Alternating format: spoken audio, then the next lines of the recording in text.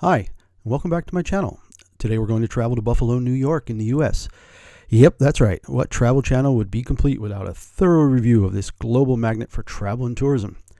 This famous city, located in the far western corner of New York State, just across the bridge from Ontario, Canada, is home to about 300,000 people, with just over 1 million people in the metro area. Famous people hail from Buffalo. Too many to name here, but just a few to really get your attention. Henry Willis, co-founder of American Express and Wells Fargo. Willis Carrier, the inventor of the modern air conditioner. Millard Fillmore, the 13th President of the United States. Rob Gronkowski, that crazy football player for the Patriots and Tampa Bay Buccaneers. And of course, Patrick Wilson, the drummer from Weezer. But Buffalo is famous for so much more.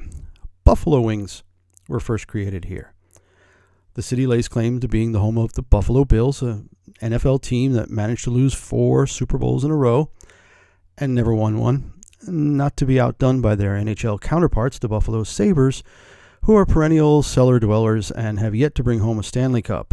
The NBA team that used to live in Buffalo were the Braves, and they're actually now the Clippers, and no surprise, they haven't won a title yet either. So what Buffalo does have, besides easy access to Canada, are some incredible natural gifts. I mean, the lakes, Lake Erie, Lake Ontario, pretty spectacular. And Niagara Falls, one of the more visited tourist attractions in the US and Canada. In fact, Niagara Falls for a long time was honeymoon central, and my folks actually spent their honeymoon there way back in 1963. But most of all, Buffalo has snow. So much snow. More snow than anyone could ever want. And this past weekend, that is exactly what they got. A boatload of snow. 80 inches in places.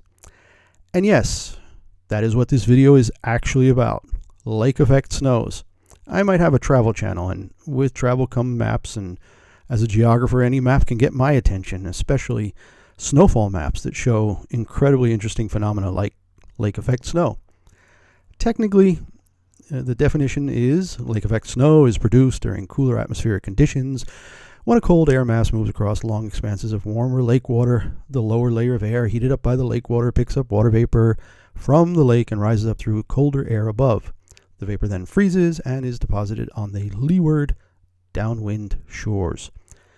So when we think about that, and the area up here by Buffalo, Toronto's right across the lake, like 59 miles across the lake as the crow flies. They got less than 3 inches of snow from this storm, this 4-day storm. And it's right there. Now, I remember growing up in and around New York City, delivering the daily news and every morning for over 3 years back in the mid-'70s, and there was a lot of snow back then every winter. And one time I remember getting 15 inches on a Tuesday, followed by 18 inches on a Thursday, and I was out there every morning up to my waist delivering papers. And each year my friends and I would buy new snow shovels, so we can make more money digging people's cars out of the snow. $5 a car back then for preteens was pretty great pay. But this past weekend in Buffalo was a whole new realm of crazy in regards to snowfall. But also a few areas as well other than just Buffalo. It wasn't really Buffalo downtown. Even the airport only got about 36 inches of snow, and that only made it the third worst day ever for the Buffalo airport. But it was Orchard Park, home of those above-mentioned NFL Buffalo Bills. They managed to get 80 inches. I think the final total was something like 81.2 inches in 4 days. And for our metric viewers, I think that's something like 203 centimeters in just four days. Any European ski resort would be jealous. So, is this a new phenomenon? No. The Great Lakes have been getting these lake effect snows for centuries, and for more than 100 years, there's really good data around it. Was this a record? No. Really, no. It was just 8 years ago, in 2014, that another storm dumped 86 inches of snow in a 4-day period. So is this getting worse? Is it caused by global warming? Will it continue to get worse if global warming gets worse? Well, lake effect snows are tied to water temperature in the Great Lakes. If the water heats up more in the summer months, we can generally assume that it will take longer for that water to cool in the fall. and even longer to freeze. Once the lakes are frozen, a high percentage of ice cover, no more water can be sucked up, evaporate, and become snow. So from the chart here, we can see that the max snowfall day in each year is most often in December.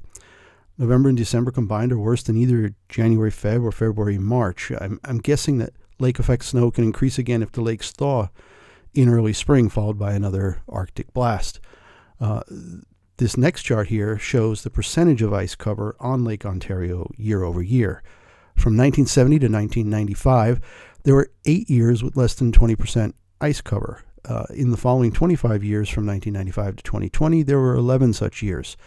Not a big difference, but there is a downward trend in ice cover, so lake effect snows could happen more often.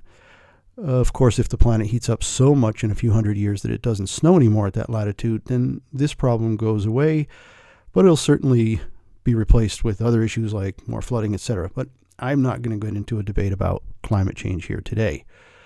At any rate, Buffalo is a fascinating place to study, not a bad place to pass through on a visit to Niagara Falls for some original buffalo wings. I hope you enjoyed the video and look forward to seeing you all again for my next video. Thanks for watching, and please don't forget to like and subscribe.